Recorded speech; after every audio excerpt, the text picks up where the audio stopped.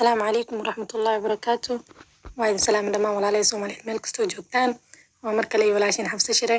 maanta waxaan wadaa barnaamij anfacayo hooyooyinka khaasatan kuwa xaamilada ah. maxaa lahaye horta waxaa waaye hooyanimo wax fudud maahan. marka ilaahay waxaan ugu baryayaa hooyooyinka inuu u fududeeyo. waxaan kaloo ilaahay u baryayaa dhammaan gabdhaha rajeynaya inay hooyo noqdaan inuu ilaahay siiyo uwa saalixiin ay ku ina qabowsadaan.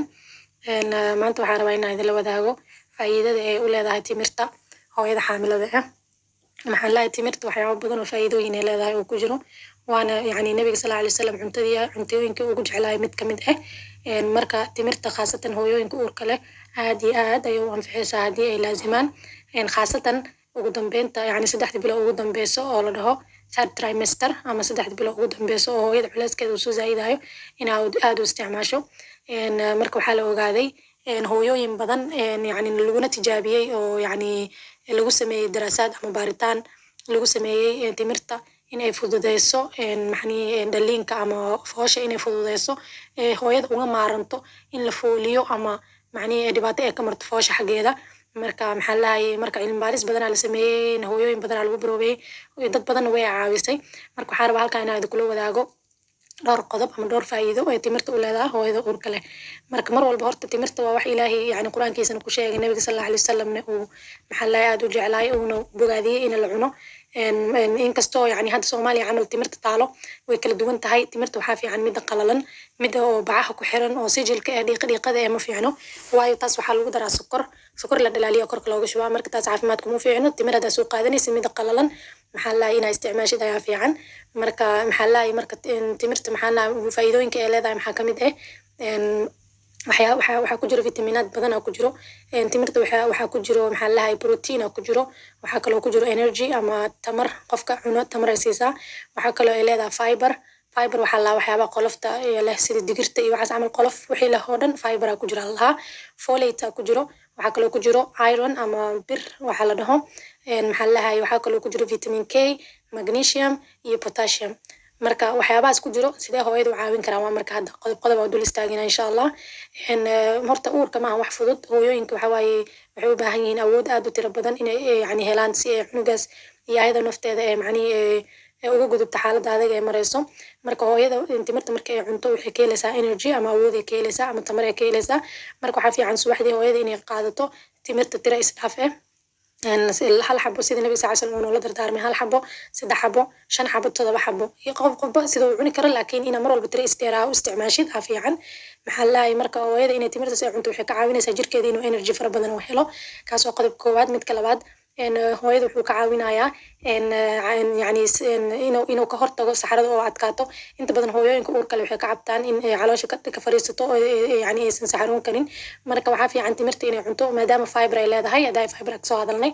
fiberka marka waxaa qolof timirta qolof ay leedahay korkeeda soo ma arkin qolofkaas waxaa muhiim ah hooyada inay cunto oona laga fiiqin qolofka aa ku cuntid timirta waxayna caawinaysaa dheefshiidka caloosha waxayna hadhow u fududeynaysaa qofka si fudud inuu calooshiisa u faaruqin karo. timirta sokorta ku jirta ama macaanka ku jirana wax sokor ma sababo wuxuuba balance gareeyaa sokorta jirka ku jirto waxaana helaysaa yacni ama ku fuulayo miisaan oo caafimaad qabo cunugaaga iyo adigaba. qodobka saddexaad oo ah timirta waxay leedahay waxay soo saartaa ay caawisaa inuu jirka soo saaro amino acid waxa la dhaho.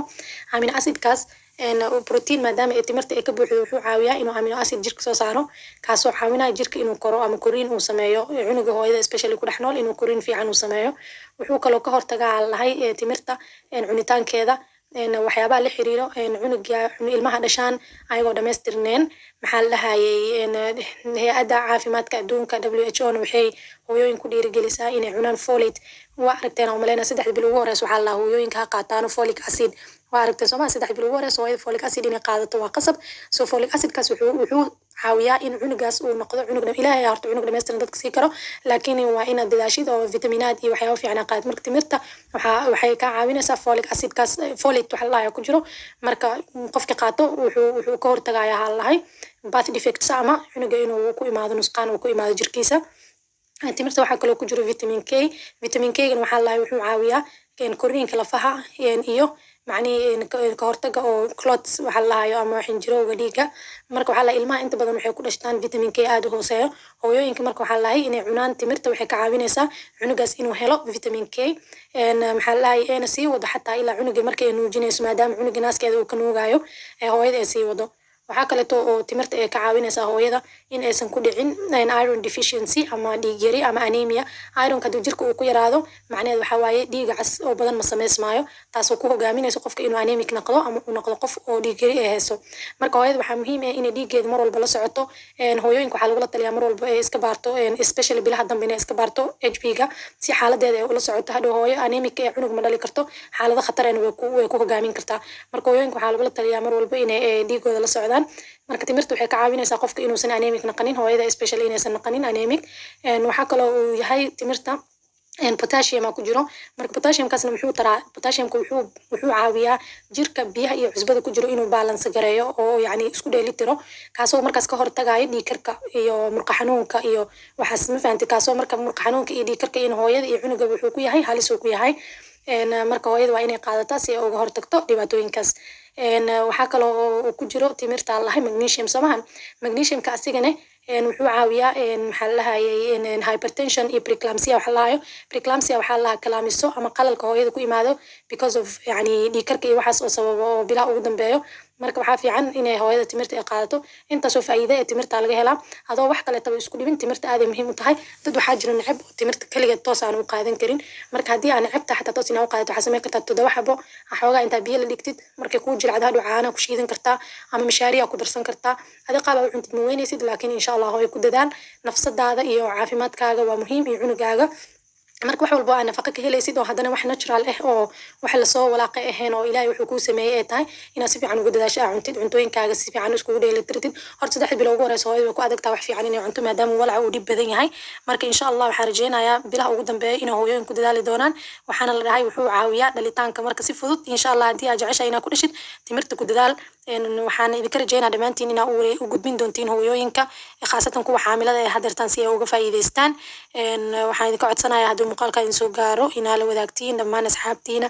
channelka haddii aadan subscribe hore dhihin subscribe idhahdiin. waa mahadsantiin dhammaantiin. jazaakum allahu khayr. asalaamu calaykum waraxmatullaahi wabarakaatu.